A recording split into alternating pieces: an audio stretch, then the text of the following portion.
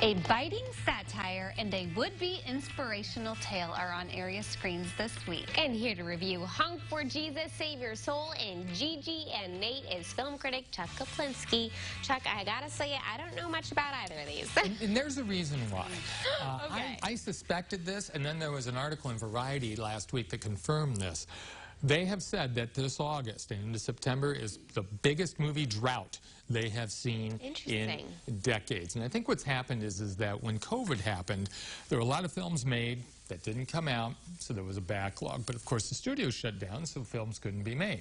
Well, I think we've caught up with that. All the backlog stuff's been released, and now we're hitting that gap when nothing was made. So they're throwing out things here and there, and it has been dismal. You would think it'd be a great opportunity, though, for something to really shine. You would think so, and I have to say, Honk for Jesus, Save Your Soul isn't that bad, actually, and there was times that I actually did enjoy it. It's a satire about mega churches, and there you see Regina King. She is Trinity Childs, and her husband, played by Sterling K. Brown, is Lee Curtis Childs, and they run one of these mega churches.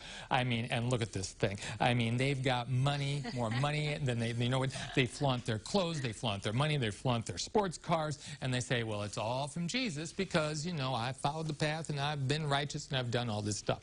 Well, when there's sexual accusations leveled towards him, things crumble. They claim to have had 26,000 people in their congregation, and it falls down to 5. And there are scenes with the faithful 5, which are really quite funny. The 5 people who believe them, despite all of the things that are coming out that prove them wrong.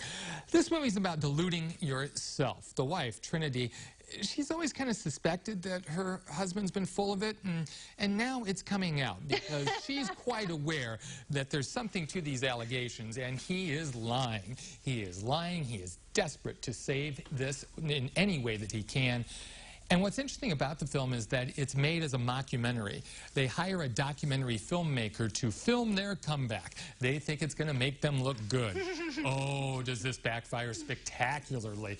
Because, yeah, we see all of their awful moments when they are down and when we actually see them to be vulnerable people. Movie's a little long, but I have to say it ended up having more bite than I thought. I laughed.